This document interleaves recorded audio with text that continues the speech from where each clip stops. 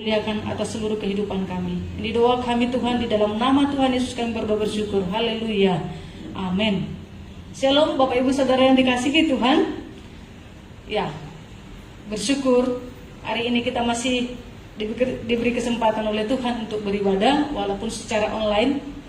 Bapak Ibu ada di rumah dan ya kita masih bisa melayani hari ini seperti ini. Itu semua juga karena berkat dan kemurahan Tuhan. Mari Bapak Saudara silakan buka Alkitabnya. Saya berharap Bapak Saudara yang ada di rumah kita bisa ambil waktu sejenak untuk fokus kepada kebenaran firman Tuhan, karena ini merupakan tuntunan Tuhan atas kehidupan kita yang tidak akan pernah pudar, yang tidak akan berlalu dengan sia-sia, ya. Karena firman Tuhan itu adalah kekal adanya. Jadi kita rindu hidup kita disirami oleh kebenaran firman Tuhan, hidup kita dibaharui oleh kebenaran firman Tuhan. Mari buka Alkitabnya dalam Lukas pasal 23 ayat 26 sampai 32. Lukas pasal 23 ayat 26 sampai 32.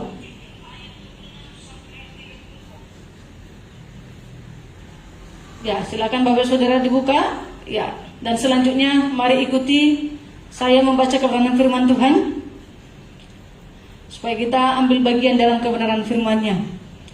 Lukas pasal 23 ayat 26 sampai 32. Ya, demikian pembacaan firman Tuhan. Yesus dibawa untuk disalibkan. Ketika mereka membawa Yesus, mereka menahan seorang yang bernama Simon dari Kirene, yang baru datang dari luar kota. Lalu diletakkan salib itu di atas bahunya, supaya dipikulnya sambil mengikuti Yesus. Sejumlah besar orang mengikuti dia, di antaranya banyak perempuan yang menangisi dan meratapi dia. Yesus berpaling kepada mereka dan berkata, "Hai putri-putri Yerusalem, janganlah kamu menangisi aku, melainkan tangisilah dirimu sendiri dan anak-anakmu. Sebab lihat, akan tiba masanya orang berkata, berbahagialah perempuan mandul dan yang rahimnya tidak pernah melahirkan, dan yang susunya tidak pernah menyusui. Maka orang akan mulai berkata kepada gunung-gunung, runtuhlah menimpa kami, dan kepada bukit-bukit, timbunilah kami. Sebab jikalau orang berbuat demikian dengan kayu hidup, apakah yang akan terjadi dengan kayu kering? Dan ada juga digiring dua orang lain, yaitu dua penjahat, untuk dihukum mati bersama-sama dengan dia." Ya, demikian pembahasan firman Tuhan Bapak Saudara. Saya memberi judul atau tema khotbah di hari ini adalah mengikuti Yesus itu pikul salib, ya. Mengikuti Yesus itu pikul salib. Jadi kita harus tanamkan di benak kita bahwa untuk mengikuti Yesus itu bukanlah sesuatu perkara yang gampang dan mudah, begitu ya. Mengikuti Yesus itu semuanya berkat. Yang kita bicarakan itu tentang berkat, berkat, dan berkat, ya. Dan itu memang kita tidak sangkali Bapak Saudara, itu ada, dan memang tiap hari kita merasakannya. Tetapi di dalam Alkitab kita itu ada keseimbangan, ya, tidak berdiri sendiri. Ya, berkat-berkat bukan hanya itu saja Bapak Saudara, tetapi ada juga yang mesti kita lakukan, sebuah keputusan, sebuah komitmen yang mesti kita jalani dalam kehidupan kita ketika kita mengikut Yesus. Bahkan jauh sebelum yang kita baca cerita yang disampaikan yang tadi dalam kebenaran firman Tuhan, Tuhan Yesus sewaktu hidupnya juga pernah berkata, nanti Bapak Saudara bisa buka dalam Lukas pasal 14 ayat 27, "Barang siapa tidak memikul salibnya dan mengikut aku, ia tidak dapat menjadi muridku." Nah, ini suatu penegasan dari Tuhan Yesus bahwa menjadi seorang murid, ya, orang itu harus dikatakan di situ memikul salibnya. Nanti di ayat sebelumnya itu ada menyangkal salib, tetapi saya mau sampaikan di sini tentang menyangkal diri, ya. Nah, tapi di sini saya mau bicara tentang memikul salib. Itu adalah sebuah beban atau sebuah tanggung jawab yang diberikan oleh Tuhan Yesus kepada setiap kita ketika kita sudah membuat keputusan untuk mengikut Tuhan Yesus. Jadi ini bukan bicara tentang berkat-berkat melulu, tetapi ini sebuah tanggung jawab, sebuah beban, sebuah tugas yang memang kita harus lakukan ketika kita mengikut Tuhan Yesus, Bapak Saudara. Nah, pada zaman Romawi dulu, ketika Tuhan Yesus disalibkan itu, seseorang yang dijatuhi hukuman salib, dia harus dipaksa untuk memikul salibnya sendiri. Dari tempat dia dijatuhi hukuman itu sampai ke tempat penyaliban. Kita tahu Tuhan Yesus disalibkan di bukit Golgota ya. Jadi itu sebuah jalan yang menanjak. Jadi seharusnya orang yang dihukum salib itu, mereka harus dipikulkan salibnya, memikul sendiri salibnya, dan dibawa kepada tempat penyaliban. Nah, ini ada gunanya adalah caranya diperlakukan seperti itu untuk mempertontonkan bahwa dia, orang yang disalib itu, dia bersalah kepada negara. Bersalah kepada negara, dan kemudian dia menunjukkan ketundukan kepada negara yang telah menjatuhkan hukuman mati kepada mereka. Nah, jadi dipertontonkan, ibaratnya seperti diarak begitu ya. Dari tempat dijatuhi hukuman, ya katakanlah itu mungkin pengadilan begitu ya, sampai ke tempat penyaliban, itu diarak sambil memikul salibnya. Seperti itu orang-orang yang disalib. Nah, gambaran ini digunakan oleh Lukas untuk menyatakan bahwa orang Kristen itu harus menjalani hidup mereka seolah-olah telah dijatuhi hukuman mati.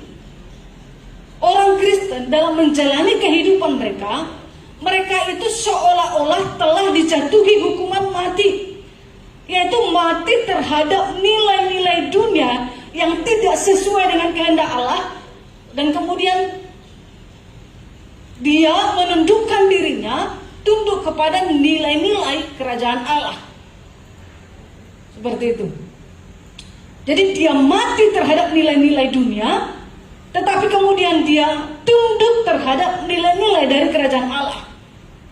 Jadi sebabnya orang-orang Kristen seharusnya melakukan atau selaras perlakuannya dengan apa yang dikehendaki oleh Allah. Ya, sebagaimana orang-orang yang dijatuhi hukuman mati pada masa itu, orang Kristen harus rela, Bapak Ibu Saudara, meninggalkan kehidupan lamanya atau meninggalkan harta duniawinya, harta bendanya, dan nama baiknya. Nah, segala sesuatu yang bersangkutan dengan kehidupan duniawinya, segala sesuatu yang sifatnya itu panah, orang Kristen mesti meninggalkan sifat yang demikian. Itu maksudnya. Dan kalau kita baca sebenarnya yang disampaikan oleh Lukas itu, kata mati di situ menunjukkan berarti siap mati secara fisik demi menjadi pengikut Tuhan. Memikul salib itu artinya seperti mati terhadap keinginan dunia, keinginan-keinginan yang ada di dunia ini, dan kemudian siap menjadi pengikut Tuhan. Contohnya apa?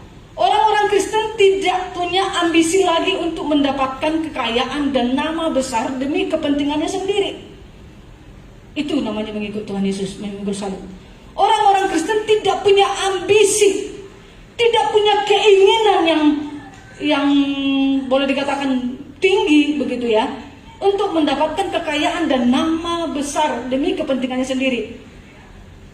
Boleh saja memiliki kekayaan, boleh saja mendapatkan hal-hal yang ada di dunia ini, tetapi prinsip bagi seorang Kristen adalah semuanya itu dipakai untuk memuliakan Tuhan, semuanya itu dipakai untuk melayani Tuhan, bukan untuk kepentingan diri sendiri, bukan lagi hidup untuk dirinya sendiri. Itu yang dimaksud dengan memikul salibnya, Bapak Saudara.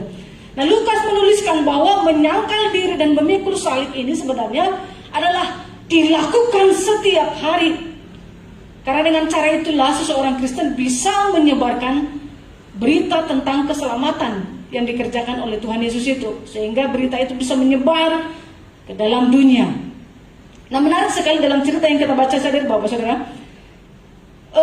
tanpa kita sangkali dan tanpa kita sadari, sebenarnya mau percaya atau tidak percaya, ya, seringkali kita diperhadapkan dengan sebuah salib. Ya. Dan seringkali kita dipaksa masuk ke situ bukan karena keinginan kita. Bukan karena keinginan kita. Apakah di antara kita ada yang menginginkan kita masuk dalam situasi kondisi seperti ini, Bapak Saudara? Tak seorang pun. Apakah Bapak Saudara berharap saudara mendapatkan penyakit atau virus corona ini? Tak seorang pun. Tapi seolah-olah kita dipaksa masuk ke situ. Ya, saya tidak tahu apa maksud dan rencana Tuhan secara pribadi kepada kita, tapi itu yang kita baca hari ini. Seringkali dalam kehidupan kita, kita tidak menginginkan itu, kita tidak pernah merencanakannya, kita tidak pernah berharap itu terjadi, tetapi itu yang datang kepada kita. Nah, ini yang kita pelajari, Bapak Saudara. Simon dari Kirene yang dipaksa di sini untuk memikul salib. Dia datang ke Yerusalem mungkin untuk satu tugas, begitu ya. Dia tidak pernah berpikir atau tidak pernah merencanakan atau tidak pernah terbayang sebelumnya bahwa dia akan diperlakukan demikian. Ini bukan sesuatu yang direncanakan dan dipikirkan olehnya. Dan ini juga merupakan gambaran kehidupan kita. Seringkali yang terjadi dalam kehidupan kita itu bukanlah kemauan kita, Bapak Saudara. Bukan kemauan kita pribadi atau kerelaan kita. Tetapi kadang-kadang atau banyak sekali mungkin kita dipaksa masuk ke sana dalam suatu keadaan yang sangat tidak kita inginkan. Nah, ini yang menjadi penting bagi kita untuk pelajari hari ini. Menjadi pertanyaan bagi kita, bagaimana seharusnya respon kita apabila salib itu mampir kepada kita? Apa respon yang kita tunjukkan atau yang kita lakukan ketika salib menghampiri kehidupan kita, Bapak Saudara? Coba kita perhatikan dalam kebenaran firman Tuhan. Yang pertama adalah kalau kita melihat dari cerita si Simon dari Kirene ini. Yang pertama respon yang patut kita lakukan ketika salib itu mampir kepada kita, ikhlas menerima. Ikhlas menerima salib itu. Dalam ayat 26 dikatakan di sini. Ketika mereka membawa Yesus, mereka menahan seorang yang bernama Simon dari Kirene, yang baru datang dari luar kota, lalu diletakkan salib itu di atas bahunya supaya dipikulnya sambil mengikut Yesus. Nah, dalam kitab Matius maupun Markus, sebenarnya lebih jelas di situ dikatakan ya. Dikatakan bahwa mereka itu memaksa Simon untuk memikul salib itu. Ya, dan dalam cerita yang kita baca, Bapak Saudara, dalam ketiga Injil ini tidak ada perlawanan yang dilakukan oleh Simon untuk menghindari perintah tersebut. Jadi dalam ketidaktahuan Simon tentang sesuatu hal yang terjadi saat itu, dalam kebingungan dia pun dipaksa untuk memikul salib Yesus.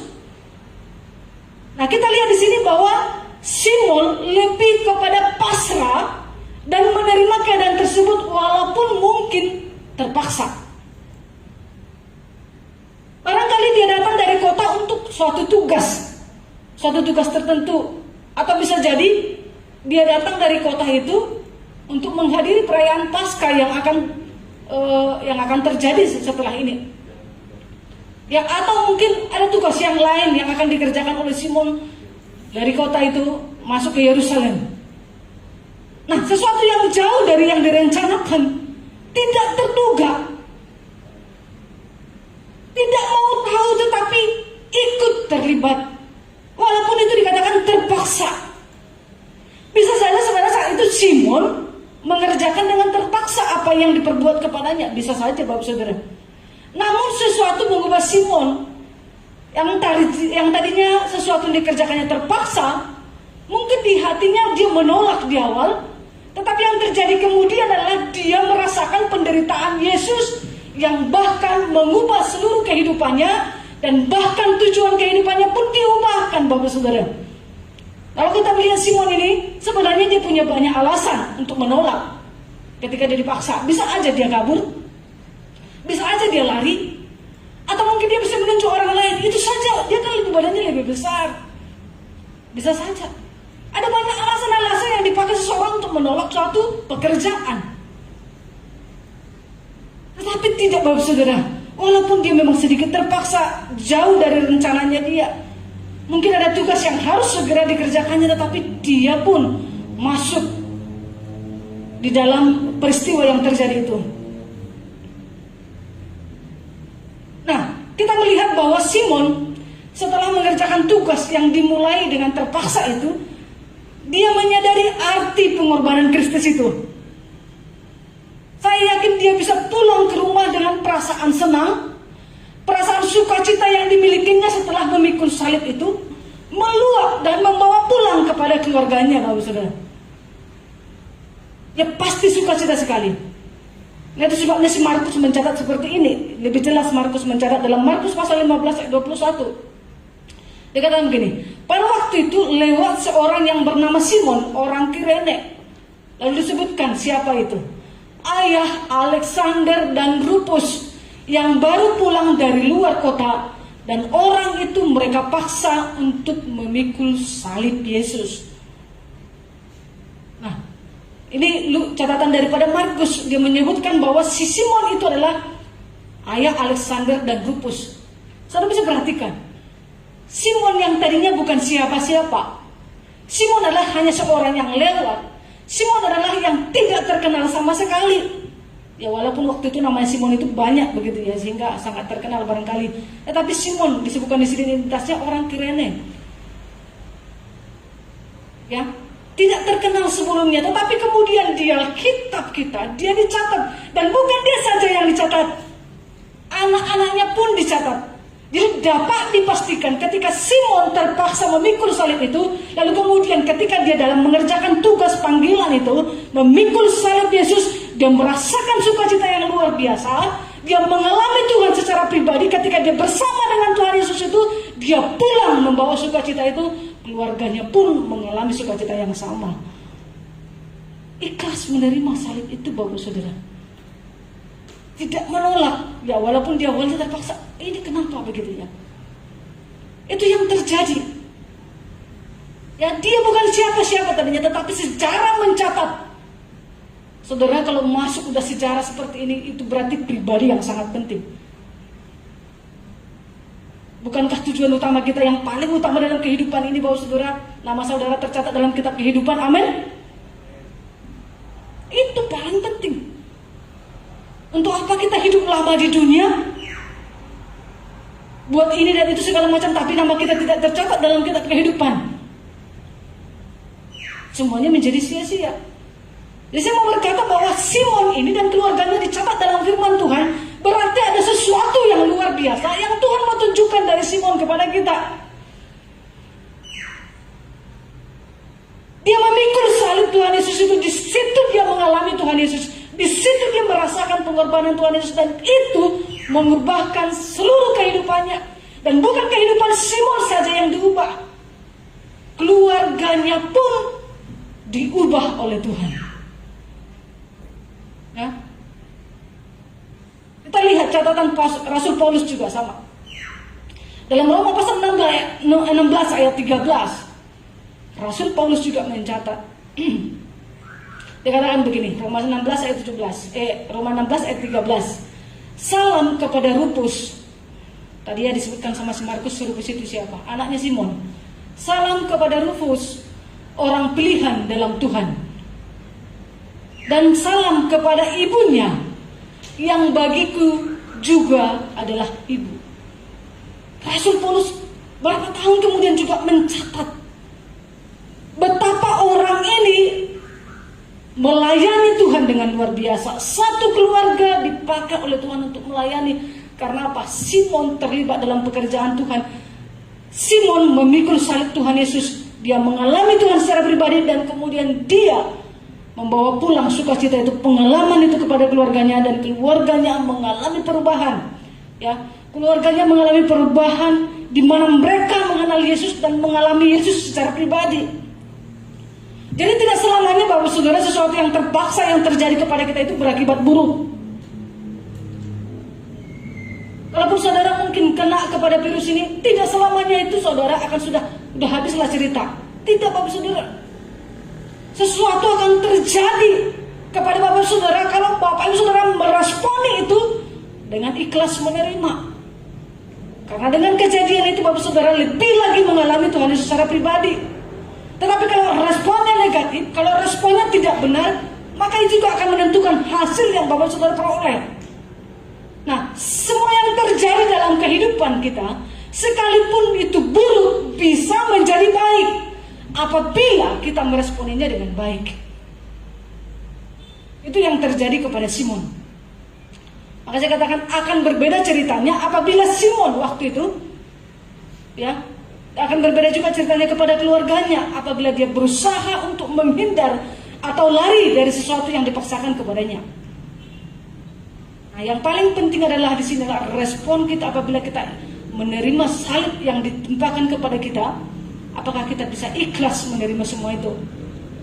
Nah, respon ini juga akan menentukan hasil kelak yang kita akan terima, Bapak Saudara.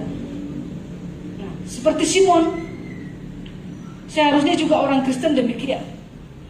Kalau dipercayakan sesuatu, bagaimana kita meresponinya? Mungkin kita lebih banyak menghindar barangkali. Itu bukan saya. Itu bukan pekerjaan saya. Saya tidak cocok dengan itu. Mungkin kata-kata ini yang sering kita keluarkan. Dan apa yang terjadi selanjutnya? Ya, kita bukan siapa-siapa, Bapak Saudara. Maksud saya, ya kita akan tetap seperti itu. Tidak ada perkembangan sama sekali. Dan tidak ada kemajuan. Ya, walaupun tadinya, ya saya nggak bisa. Saya nggak mampu. Tetapi ternyata bisa lewat. Simon salah satu contohnya. Walaupun dia merasa terpaksa, tetapi sesuatu terjadi dalam kehidupannya. Saya rindu kita semua jemaat Presbyterian tempat ini. Ya, di awal mungkin kita terpaksa untuk satu pekerjaan, untuk satu tugas yang dipercayakan kepada kita, ya. Tetapi apabila kita meresponinya dengan baik, sesuatu akan terjadi kepada kehidupan saudara. Ya. Tak usah berusaha untuk menghindar atau lari dari kenyataan yang ada. Kalaupun salib itu mampir kepada Bapak Saudara, ya, seharusnya menjadi tanggung jawab kita untuk memikulnya. Sebab itu Tuhan Yesus katakan, pikullah salib. Ya, untuk mengikut Tuhan Yesus itu, ya, memikul salib itu, ya. Yang kedua, Bapak Saudara, selain ikhlas menerima salib itu, yang kedua adalah mengoreksi diri sendiri. Ayat 28 dikatakan di situ, Yesus berpaling kepada mereka. Ini ada dikatakan sejumlah perempuan. Banyak diantaranya, ya, diantaranya banyak perempuan yang menangisi dan meratapi dia. Lalu kemudian ayat 28 dikatakan di situ, Yesus berpaling kepada mereka dan berkata, hai putri-putri Yerusalem, janganlah kamu menangisi aku, melainkan tangisilah dirimu sendiri dan anak-anakmu. Nah, tokoh-tokoh lain yang disebutkan di dalam kebenaran firman Tuhan yang kita baca ini adalah perempuan-perempuan yang menangisi dan meratapi Yesus waktu itu. Bagaimana mereka memandang salib. Ya, bagaimana mereka meresponi salib yang terjadi saat itu? Pasti mereka merasa tidak adil. Kenapa orang baik diperlakukan seperti itu? Itu yang ada berkecamuk di dalam hatinya. Mereka merasa bahwa prajurit-prajurit ini jahat. Pengadilan ini tidak adil. Tapi mereka tidak mampu melakukan apapun. Jadi akhirnya mereka cenderung berserah kepada nasib, menangisi keadaan, kecewa, marah, dan lain-lain, Bapak Saudara. Kenapa bisa terjadi seperti ini? Ini kan orang baik, tidak pernah berbuat jahat. Dia melakukan mujizat, dia begini dan lain sebagainya. Tidak adil ini keputusan. Tidak bisa terima. Itu yang ada di dalam benak mereka. Biasanya kalau kita tidak menerima suatu keadaan, ya biasanya perempuan yang cenderung menangis. Ya nggak mungkin mengadakan perlawanan, kan? Karena juga nggak akan mampu, begitu ya. Tidak menerima keadaan itu, lalu kemudian mereka menangis, kenapa seperti ini, kenapa seperti ini. Tapi Tuhan Yesus menegur mereka. Di 28 ini dikatakan di situ, Yesus berpaling kepada mereka dan berkata, hai putri-putri Yerusalem, janganlah kamu menangisi aku, melainkan tangisilah dirimu sendiri dan anak-anakmu. Ya, nah sesuatu yang tidak dipahami kebanyakan orang saat itu adalah bahwa salib yang terjadi kepada Yesus itu adalah seharusnya untuk menjadi berkat bagi kita. Jadi itu bukan sebuah kutukan atau bukan sebuah hal yang tidak seharusnya terjadi, begitu ya. Sebuah kesalahan fatal, bukan, Bapak Saudara. Nah, memang bagi orang-orang Roma dan semua orang saat itu, salib itu adalah lambang kutukan. lambang kehinaan dan kebodohan. Itu salib. Salib itu lambangnya seperti itu. Kehinaan, kebodohan, kutukan. Nah, itu sebenarnya dikatakan dalam firman Tuhan bahwa terkutuklah orang yang tergantung di salib.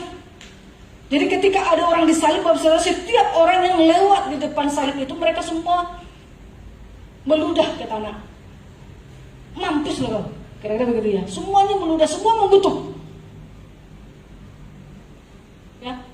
Pandangan orang saat itu adalah Yesus adalah orang terkutuk. Memang saat itu karena dia menanggung dosa manusia, Yesus adalah orang terkutuk saat itu. Tetapi bukan karena perbuatannya. Itu yang tidak bisa diterima oleh perempuan-perempuan ini. Mereka menangisi itu. Tetapi Tuhan Yesus, tangisilah dirimu. Itu berarti bahwa koreksi diri kita. Ya, Tuhan Yesus katakan, ketika kita memandang salib itu seharusnya kita mengoreksi diri. Yesus memang harus melalui penderitaan itu karena itu satu-satunya jalan keselamatan bagi kita. Jadi dengan memikul salib itu artinya kita bisa mengoreksi diri kita. Karena dengan memikul salib itu meruntuhkan kesombongan, keegoisan, dan segala dosa-dosa pemberontakan lainnya. Jadi setiap kali kita melihat salib Tuhan Yesus, ketika dia disalib itu sebenarnya meruntuhkan kesombongan kita. Kita menyadari bahwa saya ini manusia berdosa. Karena dosa saya, Yesus disalibkan di sana. Perasaan seperti inilah yang seharusnya dimiliki seorang Kristen. Mengoreksi diri. Bukan malah berbangga sesuatu, malah sombong. Bukan, Bapak Saudara. Tetapi dia menyadari karena dosanya, Yesus menanggung salib. Ya, menangisi diri yang berdosa kepada Tuhan. Perbuatan-perbuatan yang kita lakukan yang mengecewakan Tuhan. Ini seharusnya yang terjadi dalam diri seorang Kristen. Ketika dia melihat salib, dia harusnya malu. Karena dosa saya. Karena dosa saya. Seberapa banyak orang Kristen menyadari hal ini, sebanyak itu pula dia sadar, sebanyak itu pula dia menikmati anugerah belas kasihan Tuhan. Tapi kalau dia memandang salib itu hanya cuma sekedar, ya memang Tuhan harus mati kok, karena begitu. Kalau begini pikirannya, maka dia tidak akan pernah mengalami kasih Allah yang begitu dalam hatinya. Tapi seberapa banyak dia mengerti, mengoreksi dirinya di hadapan salib itu, sebanyak itu juga dia akan mengalami kasih Tuhan, lawatan Tuhan dalam kehidupannya. Nah, perempuan-perempuan ini mengoreksi bahwa saudara, mengoreksi diri, Tuhan suruh begitu. Itu sebabnya mereka mengalami sesuatu yang terjadi setelah peristiwa salib. Pasti, Bapak Saudara. Kita lihat bagaimana kemudian mereka dipakai oleh Tuhan untuk pekerjaannya. Ya, mungkin di dalam Markus jelas siapa perempuan Maria Magdalena, kemudian Maria dari ibu Yakobus, kemudian ada Salome, ya. Itu perempuan-perempuan itu. Bapak Saudara tahu, setelah kebangkitan, kepada siapa perkara ini disampaikan pertama sekali? Pada perempuan-perempuan itu. Nah, mereka menyadari salib Kristus itu, bahwa salib Kristus itu memberi kemenangan. Ya, ketika dia mengoreksi diri di hadapan salib Kristus itu, mereka pun dipakai oleh Tuhan untuk perkara-perkara yang lebih besar. Nah, rindu kita sebagai orang-orang Kristen, orang-orang percaya. Ketika kita melihat salib Yesus itu semakin mengubah hidup kita, semakin kita mengoreksi diri kita bahwa tanpa Tuhan, bahwa tanpa salib itu kita akan binasa. Mengoreksi diri sendiri menjadi hal yang sangat penting. Mengoreksi hati kita, karena hati ini sangat menjadi tempat yang paling penting dengan semua perasaan pikiran kita, Bapak Saudara. Bagaimana kita bertindak di hadapan Tuhan, bagaimana kita mengasihi Tuhan, itu tergantung kepada hati kita. Dan seberapa banyak hati kita koreksi di hadapan Tuhan. Apakah itu benar-benar karena mengasihi Tuhan, atau ada hal-hal yang lain. Yang ketiga, Bapak Saudara, mengoreksi diri sendiri. Yang ketiga, sadar dan mengubah persepsi. Ayat 29. Sebab lihat akan tiba masanya, ini dikatakan di situ ya. Ini respon selanjutnya ya, sadar dan mengubah persepsi. Lihat, akan tiba masanya orang berkata, berbahagialah perempuan mandul dan rahimnya tidak pernah melahirkan, dan yang susunya tidak pernah menyusui. Maka orang akan mulai berkata kepada gunung-gunung, runtuhlah menimpa kami, dan pada bukit-bukit timbunilah kami. Sebab jika orang berbuat demikian dengan kayu hidup, apakah yang akan terjadi dengan kayu kering? Nah, respon selanjutnya adalah sadar dan mengubah persepsi. Sebenarnya ini masih berkaitan dengan perempuan-perempuan tersebut ya. Ini masih teguran dari Tuhan Yesus. Dalam kesempatan itu Tuhan Yesus memberikan sebuah ajaran kepada mereka. Selain mengoreksi diri, selain mengoreksi diri, memeriksa hatinya di hadapan salib itu, Tuhan Yesus memberikan pengajaran bahwa ini tidak selamanya seperti ini, begitu ya. Ada sesuatu tujuan yang kekal yang sedang Tuhan kerjakan.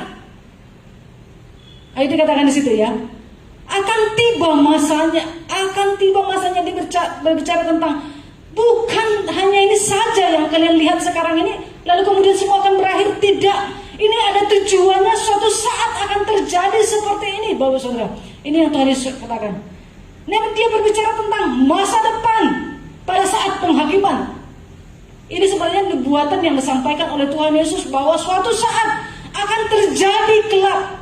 Apa itu Bapak Saudara? Yaitu yang kata baca tadi. Dia berkata tentang sebuah masa. Nah, ini mengandung unsur bahwa suatu saat nanti akan terjadi seperti ini. Jadi dia menunjukkan bahwa jangan lihat yang sekarang. Semua ini ada gunanya di masa depan. Nah, dengan kata lain, salib yang sekarang terjadi itu bukan bertujuan untuk masa kini saja, tetapi ada hal yang akan dinyatakan yang lebih besar yang akan terjadi di masa depan. Nah, itu sebabnya karena ada masa, semuanya ini akan berakhir, Bapak Saudara. Tetapi kita harus mengubah pandangan kita. Kalau semuanya akan berakhir, kita harus mengarahkan pandangan kita kepada sesuatu yang akan terjadi di masa depan, Bapak Saudara. Kita perlu sadar bahwa saat ini tidak akan selamanya ada. Kita perlu mengarahkan pandangan kita ke masa depan.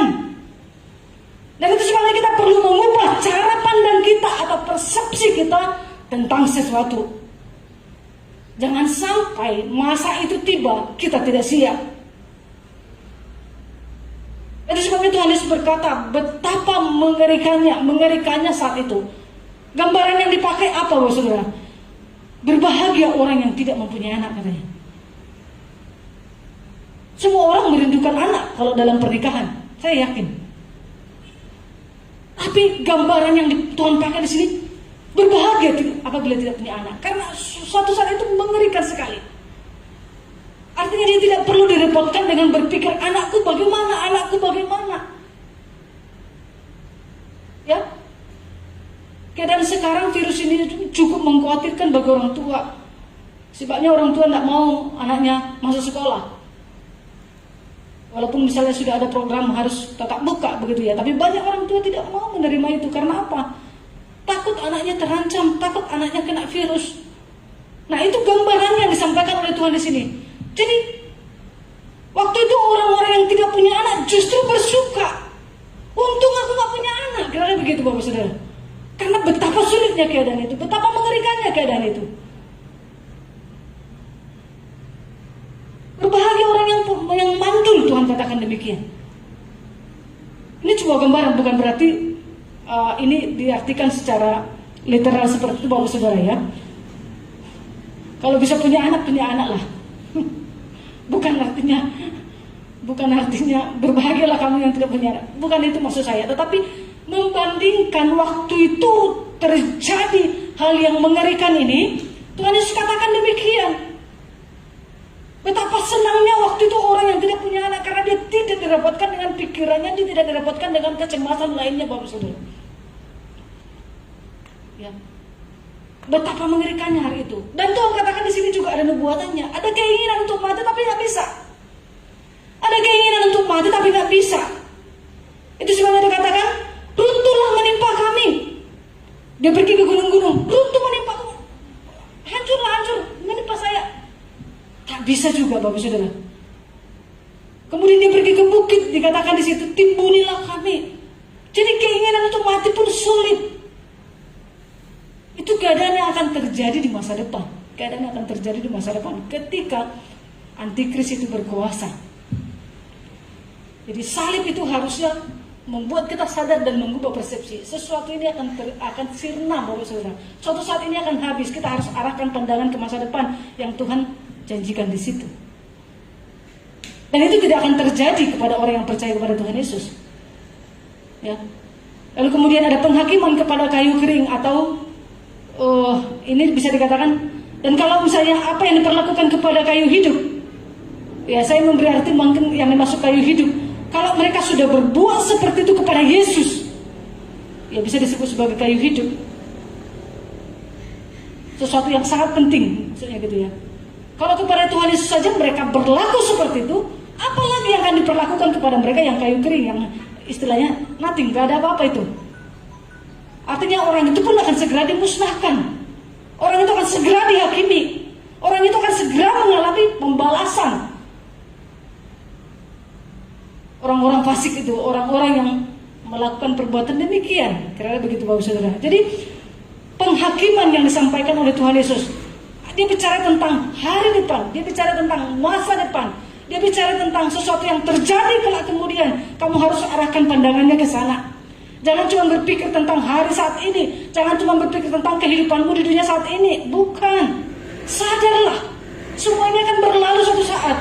Kita akan masuk satu kehidupan yang Tuhan janjikan, di mana akan terjadi seperti ini, di mana orang akan lebih senang waktu itu tidak punya anak, di mana orang waktu itu yang ingin mati tapi tidak bisa, di mana waktu itu pembalasan Tuhan terhadap orang-orang fasik akan diberlakukan. Sadar, semua ini akan berlalu. Salib itu juga akan berlalu, Bapak Saudara. Penderitaan yang Bapak Saudara rasakan mungkin saat-saat ini, itu pun suatu saat akan berlalu. Semua ada masanya. Ada tanggal expire date-nya, Bapak Saudara. Dunia ini pun ada expire date-nya. Nah itu sebabnya kita harus, dalam diri kita harus kesadaran, ada ubah persepsi. Saya nggak mau hanya mengerjakan apa yang saat ini yang diperlukan. Saya juga harus memikirkan apa yang harus saya kerjakan untuk kehidupan berikutnya itu. Itu yang harus kita praktekkan dalam kehidupan sehari-hari. Ya, jadi salib itu seharusnya memberikan kita kesadaran untuk berubah. Mulai mengarahkan perhatian dan pikiran kita kepada hal-hal yang bersifat kekal. Ya, karena semua yang ada saat ini akan memiliki masanya sendiri. Ketika masa depan itu semakin dekat, kita harus justru semakin siap untuk memasukinya. Supaya kita tidak terikut dengan orang-orang yang mengalami hal-hal seperti yang disampaikan oleh Tuhan Yesus di ayat 29 ini. Dan yang terakhir Bapak Saudara, mengambil tindakan bertobat. Ayat 32 di sini masih dijelaskan ya. Dan ada juga digiring dua orang lain, yaitu dua penjahat untuk dihukum mati bersama-sama dengan dia. Ya, Lukas menyebut ini respon yang dilakukan penjahat-penjahat yang digiring bersama dengan Tuhan Yesus. Kita lihat respon mereka. Ada dua penjahat yang disalib ya bersama dengan Yesus. Nah, bedanya mereka ini disalib karena kejahatan mereka, bukan karena Tuhan Yesus menanggung dosa manusia.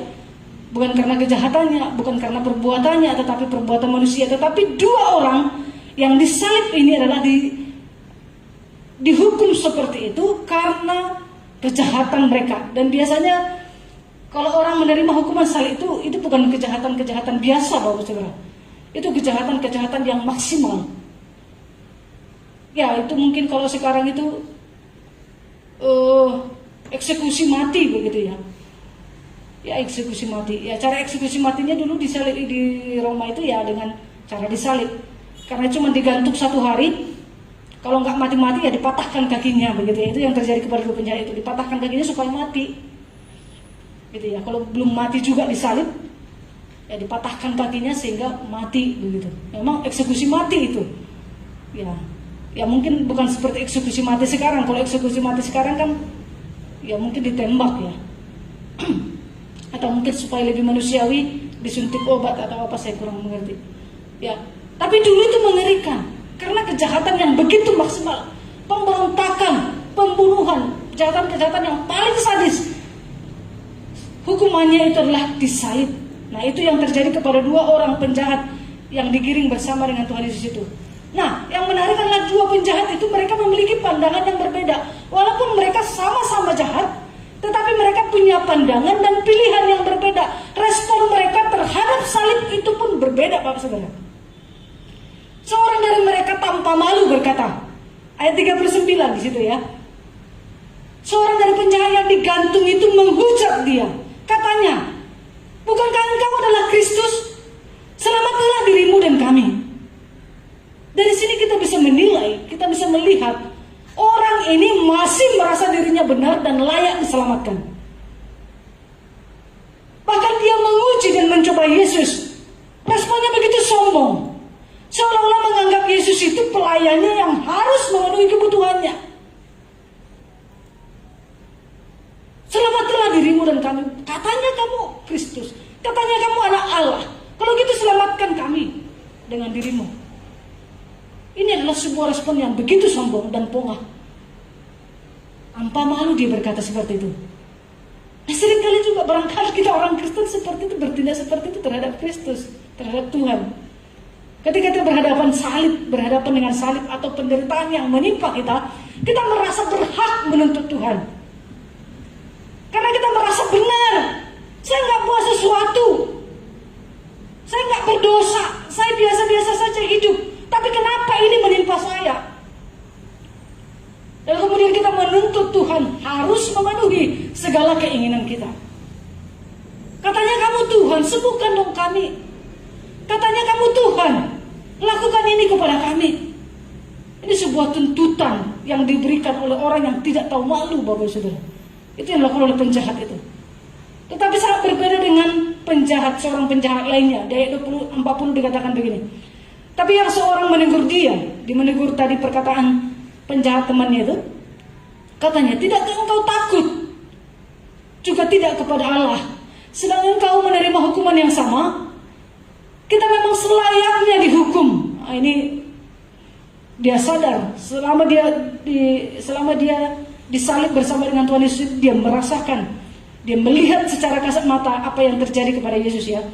Kita memang selayaknya dihukum.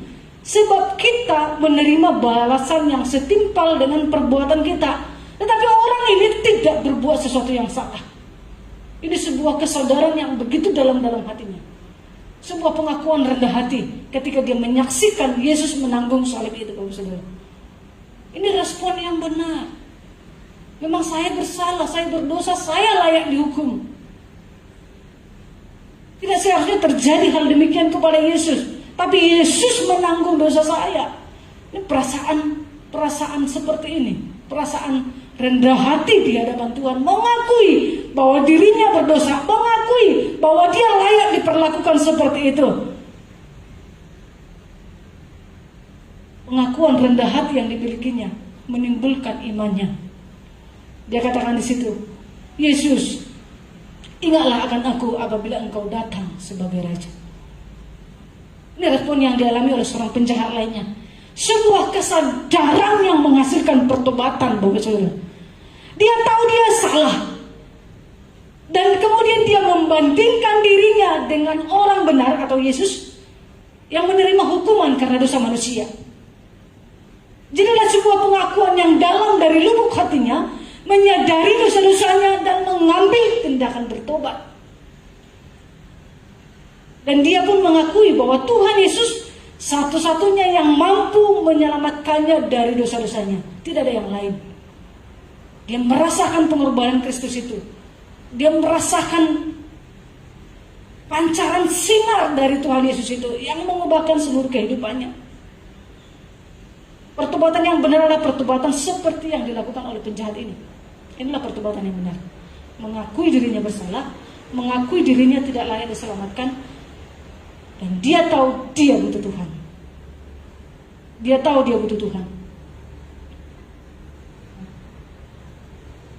Bukan merasa dirinya benar, bukan merasa dirinya biasa-biasa saja, bukan merasa dirinya mampu melakukan sesuatu, mampu menyelamatkan dirinya sendiri. Nah, orang seperti itu tidak pernah butuh Tuhan, tapi mengakui keadaannya, mengakui dirinya yang berdosa, mengakui di hadapan Tuhan bahwa dia memang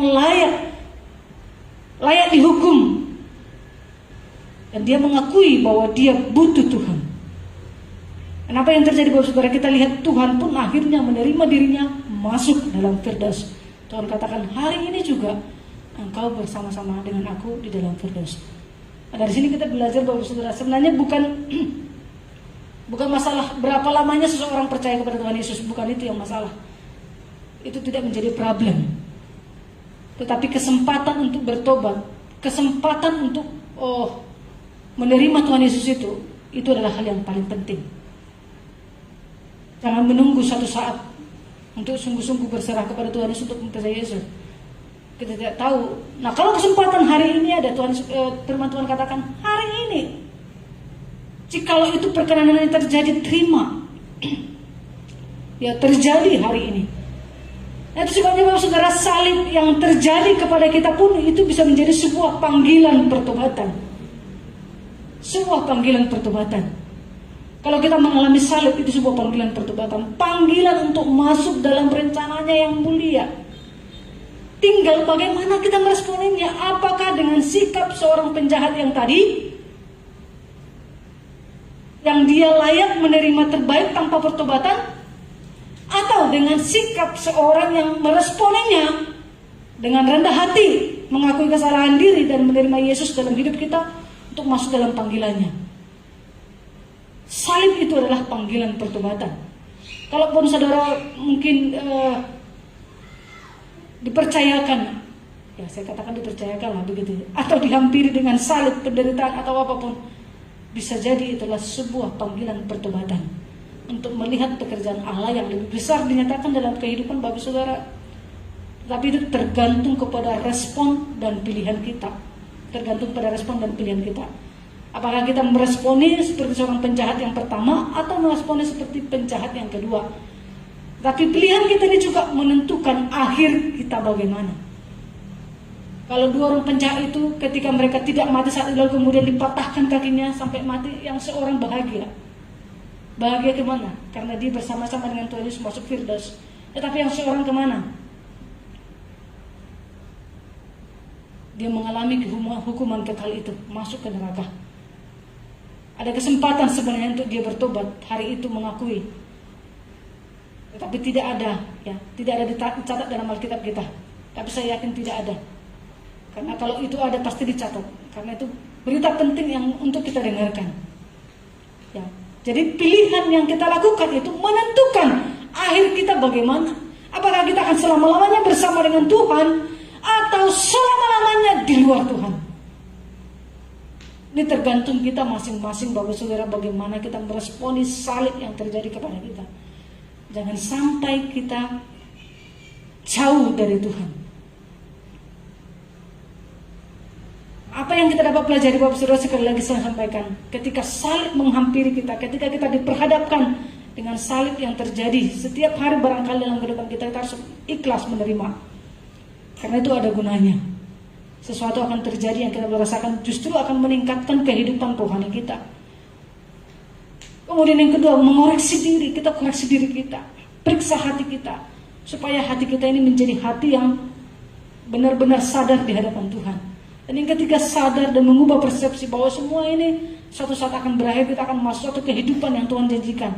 Semua ada masanya. Jangan sampai kepada masa depan yang Tuhan janjikan itu kita tidak terlibat bersama-sama dengan Tuhan. Dan yang keempat adalah ambil tindakan bertobat. Salib itu bisa menjadi panggilan pertobatan kepada kita setiap hari Bapak Saudara. Sadar bahwa dengan salib ini kita semakin mengenal Tuhan Yesus, bersama-sama melalui segala sesuatunya bersama dengan Tuhan Yesus. Ada pengalaman-pengalaman rohani, pengalaman-pengalaman pribadi bersama dengan Tuhan Yesus. Itu artinya hidup selama-lamanya dengan Tuhan Yesus, bukan jauh dari Tuhan Yesus. Amin. Untuk kebenaran firman Tuhan, mari kita berdoa. Terima kasih Tuhan Yesus, Engkau sungguh baik bagi kami. Engkau Allah mengasihi kami, Engkau Allah yang peduli dengan kami. Apa yang kami dengarkan dari kebenaran firman-Mu hari ini, supaya kami semakin mengenal Engkau secara pribadi lewat salib yang kami harus pikul setiap hari. Kami rindu kami menjadi orang-orang Kristen yang maksimal di hadapan Tuhan, yang meresponi dengan baik, meresponi dengan positif apa yang terjadi kepada kami, dan mengarahkan pikiran kami kepada hal-hal yang bersifat kekal. Karena kami tahu Tuhan Yesus menginginkan kami menjadi orang-orang yang demikian. Tuhan Yesus punya rencana dan tujuan kekekalan, bukan tujuan sekarang. Kami rindu kami menjadi orang Kristen yang sadar akan hal ini, sehingga kami bisa mempersiapkan diri kami untuk melakukan hal-hal atau nilai-nilai yang bersifat kekekalan. Tolong kami Tuhan untuk kami melakukannya, karena seringkali godaan-godaan dunia membuat kami terlena, membuat kami berusaha untuk mencapai tujuan-tujuan pribadi kami. Roh Kudus-Mu yang menolong kami supaya kami hidup sesuai dengan Tuhan kehendaki, mengarahkan pikiran pandangan kami kepada rencana kekal Allah. Terima kasih Tuhan, berkati jemaat-Mu ketika mereka mendengarkan firman-Mu. Roh Kudus yang kiranya tidak terbatas bekerja di dalam hati kami masing-masing, memberikan pengertian supaya kami bisa mengerti secara sederhana dan melakukan dalam kehidupan kami hari demi hari. Ini doa kami Bapa, di dalam nama Tuhan Yesus kami berdoa. Haleluya. Amin.